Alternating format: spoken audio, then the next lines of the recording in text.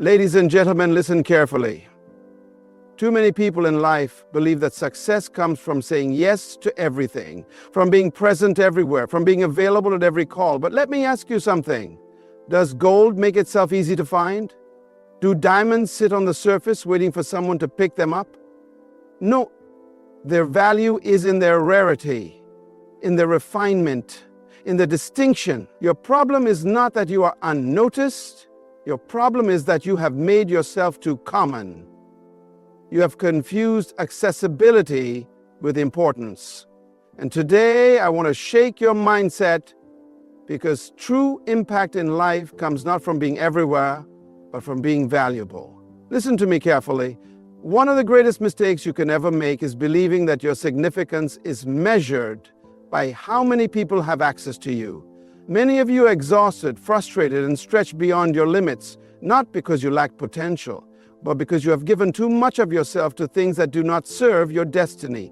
You have mistaken activity for progress, busyness for effectiveness, and availability for value.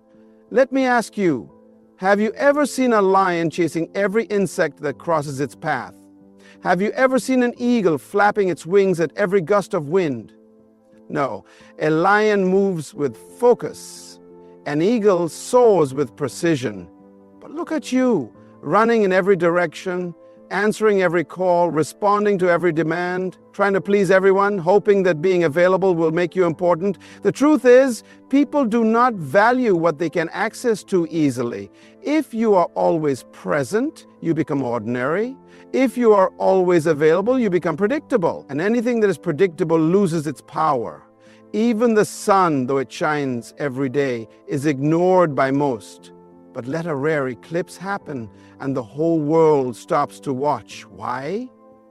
Because value is in scarcity, not in commonness. Some of you are frustrated, saying, they don't appreciate me, they take me for granted. But the problem is not them, the problem is you. You have given yourself too freely. You have not guarded your time, your energy, or your presence. And let me tell you something. Whatever is not protected will be exploited. Even Jesus, the Son of God, understood this principle. He did not make himself available to everyone at all times. He withdrew, he prayed alone, he spent time with a select few, and even among the 12 disciples, he had an inner circle, Peter, James, and John. Why? Because he understood that indiscriminate availability weakens impact. Some of you need to stop making yourself an open door and start becoming a select invitation. Let me take you back to Joseph. He was in Potiphar's house, a trusted servant. And then came a moment, a test. Potiphar's wife wanted him. She wanted access. She wanted to use him for her pleasure. And Joseph had two choices: be available or be valuable. If he had chosen to be available, he would have lost his destiny for a moment of convenience. But instead, he chose to be valuable, and that decision placed him on a path to the palace. Some of you are sacrificing your future on the altar of immediate availability. You are saying yes to everything, and in doing so, you are saying no to your destiny. Every yes you give to something unimportant is a no to something critical.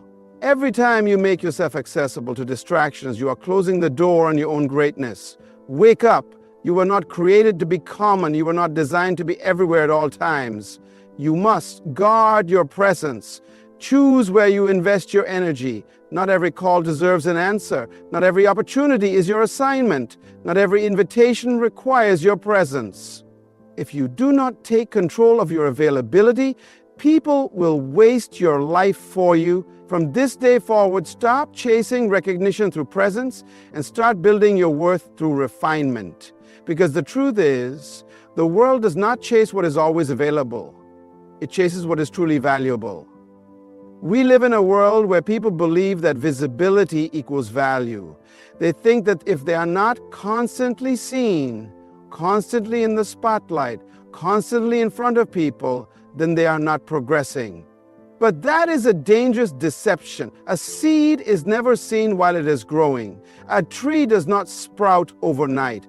A foundation is buried deep in the ground before a building ever rises. The most valuable things in life are prepared in private before they are revealed in public. And yet, so many of you are desperate for exposure before you have built substance. You want to be recognized before you are ready. You want to be called great before you have done the work. But let me tell you something. What is revealed too soon will be destroyed too quickly. Do you know why God hides you before He promotes you? Because greatness must be developed in the dark. Before David ever held a throne, he held a slingshot in the wilderness. Before Joseph ever sat on the throne of Egypt, he was locked in a prison. Before Moses ever led millions, he spent 40 years in the desert. And before Jesus ever started his ministry, he spent 30 years in obscurity preparing. The problem is, many of you despise the season of preparation. You are frustrated because no one sees you. You are impatient because your gift has not yet been recognized. But let me ask you, do you want to be seen too soon and fail? Or do you want to be prepared fully so that when you are seen, you stay? A student locked in a library is not wasting time. He is investing in knowledge. A runner training in isolation is not being ignored. He is being conditioned for victory. A musician practicing behind closed doors is not being overlooked. He is sharpening his skill. The question is, are you willing to be hidden so that when your time comes, you will be ready? So many people today crave attention, but attention is not the same as anointing. The fact that people know your name does not mean you are valuable. Popularity does not equal power. Fame does not equal fulfillment. If you rush to be seen before you are ready, you will crumble under the weight of exposure. You must first develop in private what you want to sustain in public. Even Jesus understood this. Do you realize that the Son of God himself did not start his ministry until he was 30 years old? Why? Because even he needed preparation. If Jesus had to grow in wisdom before he stepped into his calling, what makes you think you can skip the process? What makes you believe you can be effective without being equipped? You must shift your mindset. Stop seeking attention and start seeking refinement. Stop chasing the spotlight and start embracing the process. Stop trying to be seen and start working to be strong, because when the time is right, when your preparation is complete, when your foundation is strong, God himself will reveal you. And when he does, no man will be able to ignore you. The world does not need people who are just present. It needs people who are prepared. One of the greatest skills you will ever develop in life is the ability to say no without guilt. Some of you are exhausted, burned out, and overwhelmed, not because you lack talent, not because you lack time, but because you lack discipline in your decisions. You say yes to everything and everyone, thinking that availability equals significance. But let me ask you, have you ever seen a king begging for attention? Have you ever seen a CEO running around trying to please everyone? No, because they understand something that many of you have not yet learned. What you say no to is just as important as what you say yes to. The enemy of purpose is not always failure. Sometimes it is distraction. And the greatest distractions in life often come disguised as good opportunities. Many of you are entangled in things that look important, but they are not your assignment. You are doing what is nice instead of what is necessary. You are busy, but you are not productive. You are helping everyone, but you are not building yourself. And the reason is simple. You have not yet mastered the power of saying no. Joseph was given an opportunity to say yes to Potiphar's wife. It was an easy offer, a secret pleasure, a shortcut to favor. But Joseph understood something. You can gain temporary pleasure and lose eternal purpose. He knew that saying yes to her was saying no to his destiny. And so he ran. He didn't negotiate. He didn't compromise. He didn't delay. He ran. Because sometimes your greatest act of wisdom is not what you accept, but what you reject.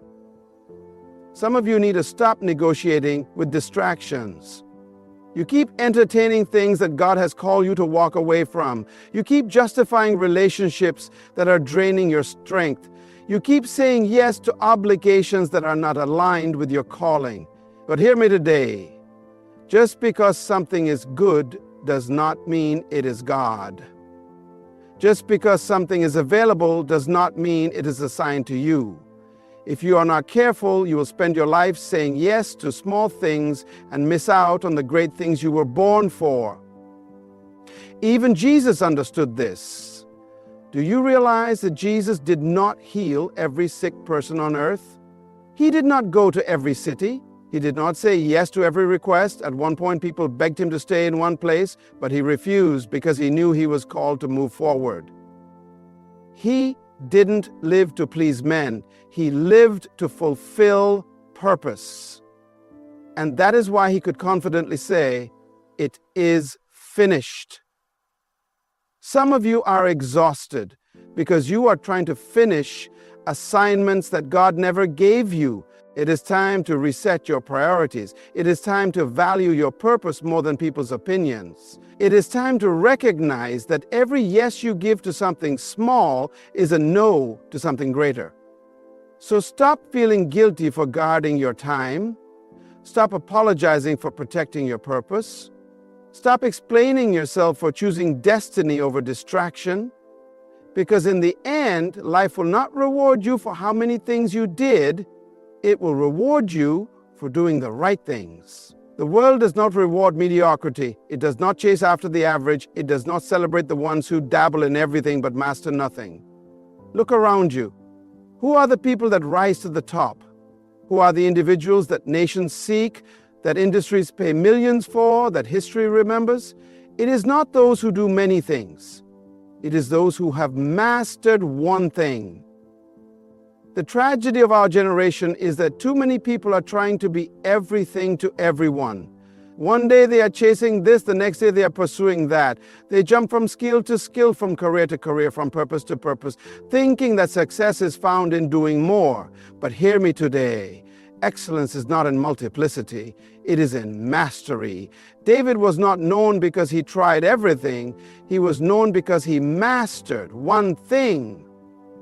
While his brothers were busy trying to be warriors, he was in the field perfecting his slingshot. While others were using swords and shields, he was refining his aim. And when the day of opportunity came, the army of Israel had thousands of men with weapons, but only one who had mastered his skill. Only one who had the confidence to step forward. And it was one stone from one slingshot in the hand of one prepared man that brought down Goliath. Some of you are frustrated because you see others being elevated while you remain stagnant. The problem is not that you lack talent. The problem is that you have not yet specialized. You are too scattered. You are too divided. You are too unfocused. You want to be good at everything, and that is why you are excellent at nothing.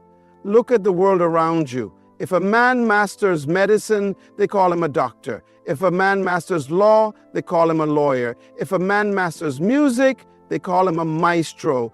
The world respects those who refine their gift, who discipline their skill, who focus their energy until they become undeniable. Even Jesus understood this principle. He did not come to earth to do everything. He came to do one thing. He said, "For this reason I was born, and for this cause I came into the world." He had one mission, one focus, one purpose. And because of that, he changed the world in just 3 years of ministry. What would happen if you focus on one thing the way Jesus did?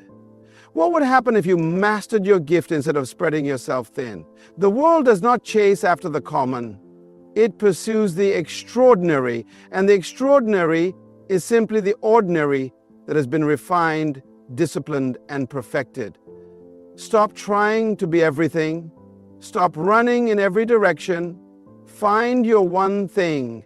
Develop it, refine it, master it. And when you do, the world will come looking for you. Anything that is too common loses its value. The more accessible something is, the less people appreciate it. More easily they can reach you, the less they respect you. The more you say yes to every demand, the less they see you as significant. The reason why gold is expensive is because you cannot find it on the surface. It must be discovered. The reason why diamonds are priceless is because they are hidden, waiting for those who are willing to pay the price to mine them. So why have you made yourself so common? Why have you allowed yourself to be so easily reached, so easily drained, so easily taken for granted? Many of you are frustrated because people do not value you. They do not respect your time, they do not appreciate your presence, and they do not recognize your worth. But the problem is not them, the problem is you. You have given unlimited access to those who have not earned it. You have allowed yourself to be available at all times to all people for all things. But hear me today, your value increases when your access decreases. Jesus, the Son of God, did not allow himself to be everywhere at all times. He was strategic about his presence. He chose when to be seen, who to invest in, and where to spend his time. He spoke to the crowds, but he poured into the 12. And even among the 12, he had 3, Peter, James, and John, who had closer access to him than the rest. Why? Because indiscriminate access dilutes impact. You cannot be everywhere for everyone and still be effective. Some of you are trying so hard to be liked that you have made yourselves common. You say yes to every meeting, yes to every request, yes to every opportunity, hoping that people will see your value. But let me tell you something. Kings do not beg for attention. Great leaders do not run after people. Those who carry true value do not chase. They choose. Do you know why some people never grow? Because they're too available. Do you know why some businesses never expand? Because they cater to everyone instead of focusing on those who value them. Even luxury brands understand this principle. You will never see a Rolls-Royce advertisement on television. You will never see a private jet company begging for customers. Why? Because they understand that rarity creates demand. The more restricted something is, the more value it becomes. It is time for you to guard your presence. It is time for you to be selective about where you invest your energy. It is time for you to recognize that being everywhere does not make you important. Being valuable does. Stop making yourself so common. Stop being so easily accessed. Stop giving your time to those who do not appreciate it. Because the truth is, people respect what they must reach for. And when you begin to guard your time, protect your energy, and limit your access, your value will rise. True success is not measured by how many people know you. It is measured by how many lives you have impacted. It is not about how often you show up. It is about how much value you bring when you do. Too many people spend their lives trying to be seen, trying to be noticed, trying to be in every room, every meeting, every event, hoping that their presence alone will make them significant. But hear me today. It is not your presence that makes you valuable. It is what you carry. A doctor does not walk into an operating room just to be seen. He comes in with skill, knowledge, and the power to heal. A lawyer does not enter a courtroom just to sit. He comes with wisdom, strategy, and the ability to defend. A leader does not stand before people just to be recognized.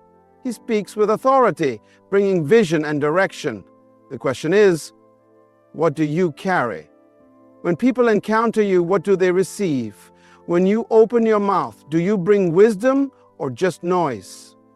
When you enter a space, do you make a difference? Or are you simply taking up room? The tragedy of our generation is that many people want to be in places they have not yet prepared for. They want to sit at the table, but they have not yet developed anything to contribute. They want to be invited into greatness, but they have not yet cultivated greatness within themselves. And so they chase visibility instead of value. They seek popularity instead of purpose. They desire recognition instead of refinement. But let me tell you something. When you truly carry something of worth, you don't have to push your way in. People will pull you in. Joseph was not looking for Pharaoh. Pharaoh was looking for Joseph. Why? Because Joseph had something of value. He carried wisdom, solutions, and strategy. Daniel did not beg for influence. Kings sought him out. Why? Because Daniel had excellence, knowledge, and the ability to interpret mystery. Even Jesus, at just 12 years old, was found in the temple amazing the scholars, not because he wanted attention, but because he carried divine wisdom. If you spend your life chasing attention, you will always be at the mercy of other people's approval. But if you spend your life building yourself, refining your gift, sharpening your mind, and mastering your craft, you will never have to chase opportunities. Opportunities will chase you. The world does not need more people who are simply present. It needs people who carry solutions. It does not need more noise. It needs wisdom. It does not need more performers. It needs problem solvers. It is time to shift your focus, stop wasting energy trying to be seen, and start working to become something worth seeing. Stop running after invitations and start preparing so that when the right doors open, you deserve to walk through them. Because in the end, the world does not remember those who are always available. It remembers those who were truly valuable. The truth is, your life is not meant to be a constant scramble for attention, validation, or approval. You are not designed to be everywhere at all times, just trying to be seen. You were designed to be valuable, to bring something unique into this world that no one else can bring. It is time for you to stop chasing visibility and start focusing on what truly matters: your purpose, your preparation, and your impact. You are not here to just fill space. You are here to leave a mark. Your value is not in how much you are seen, but in how much you matter. So let me ask you this. Are you ready to stop being common and start being valuable? Are you ready to guard your time, protect your energy, and refine your skills until the world comes looking for you? Are you willing to embrace the process of growth even when it means being hidden for a season? Because when you do, your life will no longer be about availability. It'll be about the power of your presence. And trust me, when you are truly valuable, you will never have to chase success. It will chase you. Good luck on your journey. Keep refining, keep building, and keep preparing. Your time is coming. Thank you.